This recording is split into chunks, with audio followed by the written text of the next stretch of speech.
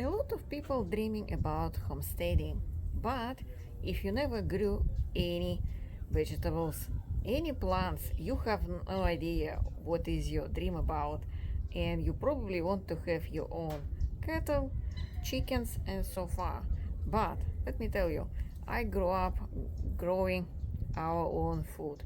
It's very difficult task, and my parents were working full time, both of them, and we will go to do everything on our garden at evening or during weekend. We didn't have any chickens or anything like that, but my parents were grew up on the land and growing basically their own food, their own meat, eggs, dairy product, and it was difficult life. And of course, my parents, when they have the chance, they move it to big cities, but they can grow their own food, but they don't want to.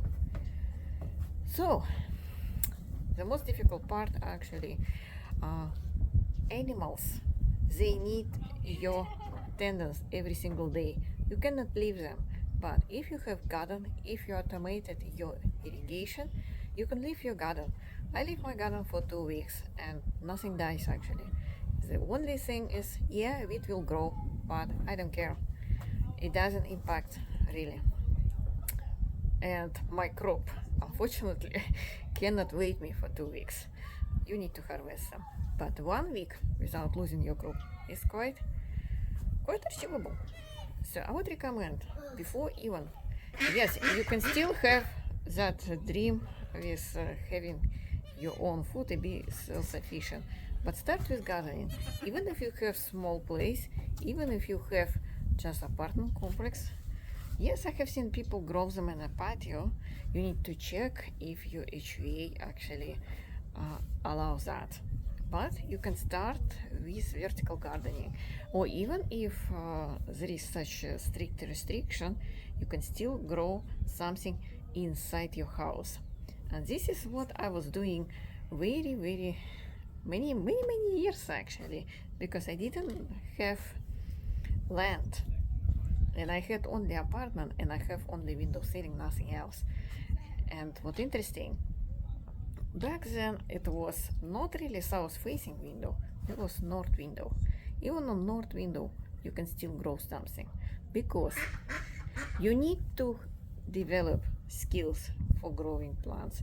It doesn't matter, and sometimes even one single plant and one single skill actually, and you grow 5 different plants, that means you're developing 5 different skills to growing 5 different things.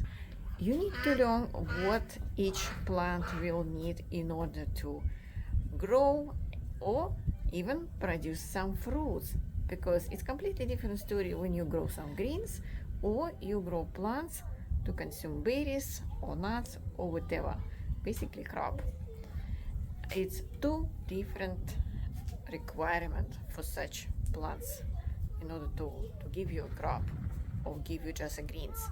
I would say greens is much easier to start, so I would start with greens.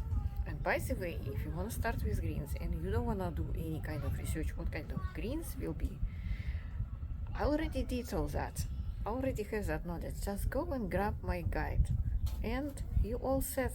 You can grow, you can start to grow greens, just buy.